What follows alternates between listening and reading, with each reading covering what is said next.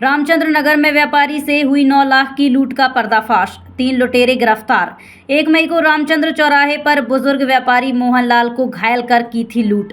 DCP Vinod Meena ने बताया, police ने आरोपियों की पहचान कर आरोपियों को गिरफ्तार कर लिया है। महाराष्ट्र, राजस्थान और एमपी के सागर के रहने वाले हैं आरोपी। पुलिस ने आरोपियों से लूट की रकम और वाहन जब्त कर लिया है।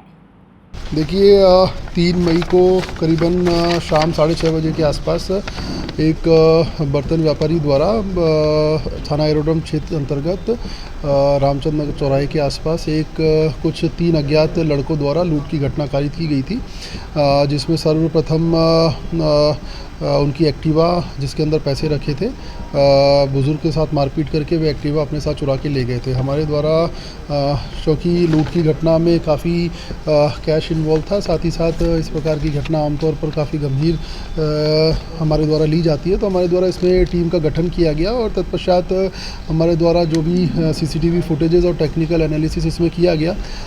किंतु जैसे कि आप देख पाएंगे अभी आगे की ये जितने भी लूट के आरोपी हैं, मूलतः एक अकोला महाराष्ट्र का रहने वाला है, दूसरा बड़ौद राजस्थान का रहने वाला है और तीसरा देवरी सागर ज़िले का रहने वाला है। तो इनके यहाँ पे कोई भी चूँकि कॉन्टैक्ट नहीं थे, तो हमारे द्वारा उनको चिन्हित करने में और उनकी पहचान करने में काफ़ी समय लगा। तत्पश्चात हमारे द्वारा जो टेक्निकल एनालिसिस था हमारा, उस आधार पे इनको सर्वप्रथम जो इनका मुख्य जिसने इस पूरी प्लानिंग की थी, अभिषेक करके, उसको हमने सागर से राउंड अप किया है। इसके पश्चात उसकी निशानदेही पर हमारे द्वारा अकोला महाराष्ट्र से अन्य 2 पवन और लाला, अन्य 2 व्यक्तियों को भी इस पूरे ही प्रकरण में राउंड अप किया गया। दोनों ही पूरे ही प्रकरण में हमारे द्वारा उनके द्वारा लूटे गए कुल 6 लाख रुपए, साथ ही साथ जो एक एक्टिवा भी, जो फरियादी की एक्टिवा थी, वो भी हमारे द्वारा बरामद की गई है। साथ ही साथ एक एक्टिवा जो पूरे ही घटनाक्रम में इनके द्वारा इस्तेमाल की गई थी, उसको भी हमने बरामद किया। तो इस प्रकार कुल मिलाकर 8 लाख के आसपास का मशरूका पुलिस द्वारा इस पूरे ही घटनाक्रम में बरामद कर लिया गया है।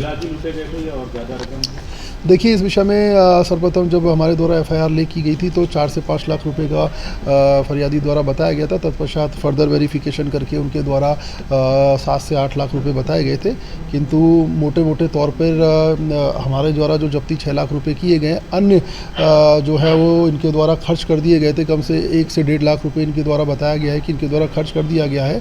हमारे द्वारा अन्य जितने और अमाउंट बचा उसकी भी रिकवरी शीघ्र कर ली जाएगी। देखिए, यहाँ पे जैसे कि इसमें एक मुख्य आया कि जो मेन आरोपी था इसमें सागर का, वह जो बर्तन व्यापारी है उसको पहले जानता था कि उसके यहाँ पे जैसे कबाड़ी, चूँकि वो कबाड़ी का जो सामान रहता था इसकी गाड़ी से वो उठाने आया करता था और कई दफ़ा जो बर्तन व्यापारी है उसको उसके द्वारा इससे बात की जाती थी सामान को यहाँ से वहाँ करने के लिए, किंतु उसके द्वारा हमारे द्वारा उनको फरियादी को कई दफ़ा सीसीटीवी फुटेज भी दिखाए गए थे, बट उनके द्वारा उसको पहचाना नहीं गया। तत्पश्चात जब विवेचना के दौरान हमने उसे पकड़ा और ये कहानी हमको पता चली, तो फरियादी ने उसको पहचान करी और इस प्रकार फरियादी इसको पहले से जानता था। तीनों यहीं रह रहे थे या स्पेशल आए थे? तीनों यहाँ पे अस्थायी तौर पे यहाँ पे रहते थे। कुछ 2-3 महीने से यहाँ पे रहने लगे थे अस्थायी तौर पे, पर मूलतः ये राजस्थान, अकोला और सागर के रहने वाले थे और घटनाक्रम को अंजाम देने के पश्चात ये वापस वहीं चले गए थे। देखिए, जैसे कि एक जो व्यक्ति है, जो मुख्य आरोपी सागर का, वह फरियादी को पहले से जानता था।